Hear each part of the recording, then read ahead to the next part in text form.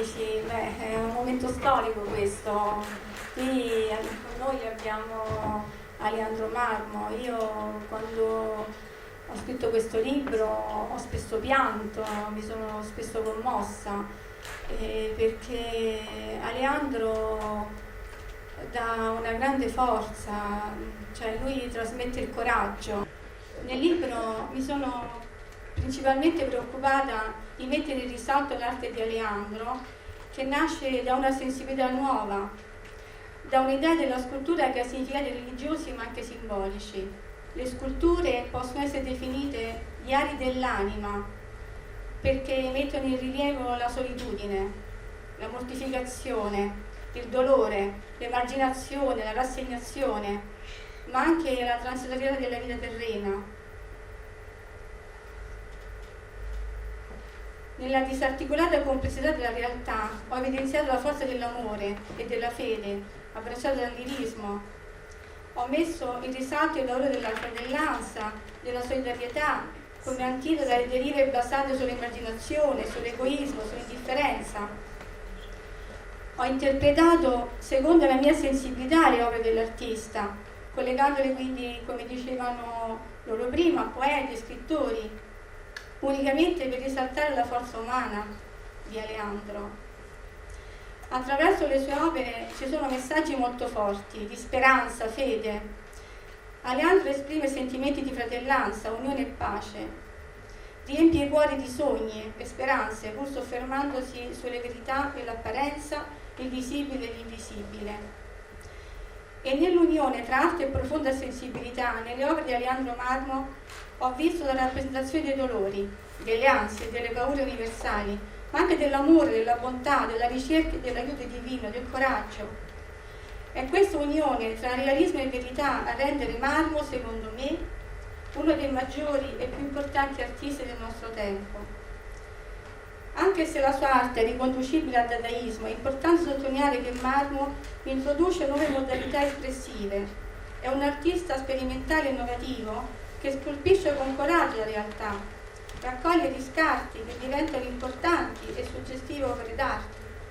Trasmette quindi una inconfondibile e innovativa poetica del rottame, cogliendo la bellezza e la meraviglia delle trasformazioni.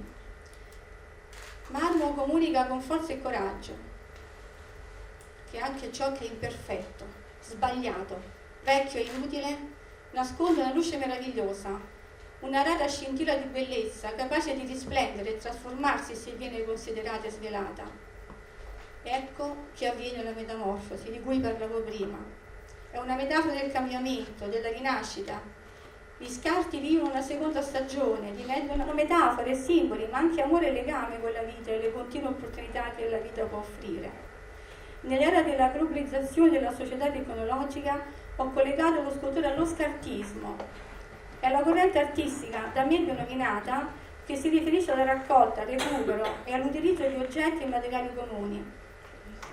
Ma vi prego di soffermarvi su questo. L'aspetto più importante dello scartismo marmiano è la metafora del recupero dell'uomo.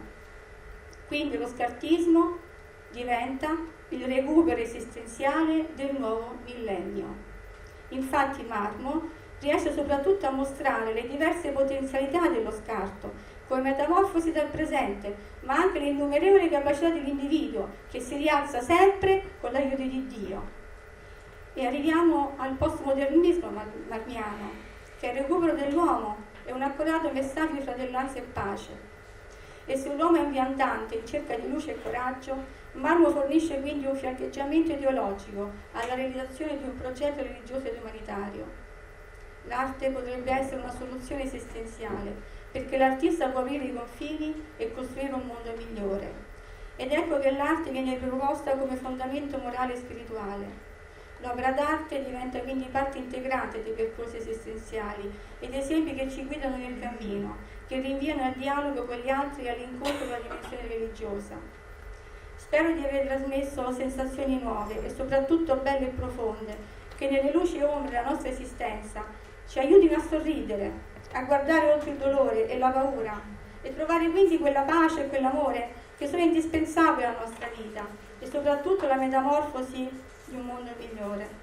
Concludo ringraziandovi ringraziare veramente voi amici, i parenti, i miei fratelli, sono le mie cognate, c'è Arianna, mio figlio che è in Corea e torna domani, mio marito, tutti.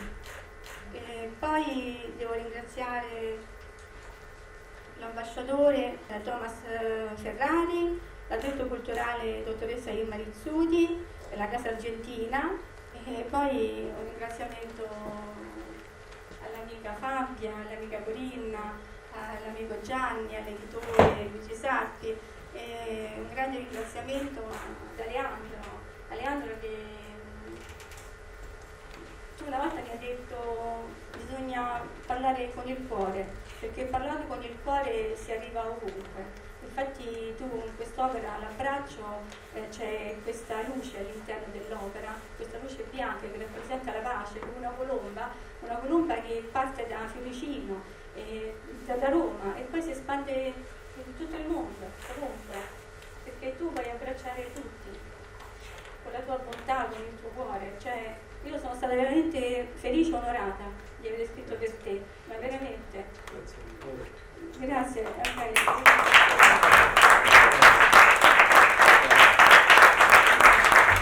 Grazie veramente anche all'amico, collega Goffredo, che è stato bravissimo dal punto di vista grafico, veramente bravo. Mi disculpi.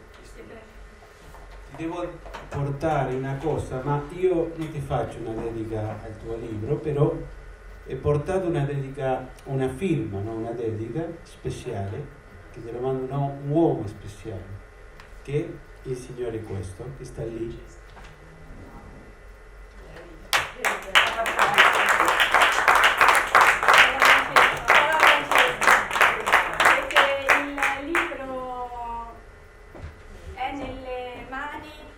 Sua Santità Papa Francesco, e quando Aleandro mi ha inviato la foto, Aleandro ho pianto per un pomeriggio e una notte intera. Sì, perché cioè, è stata un'emozione veramente forte.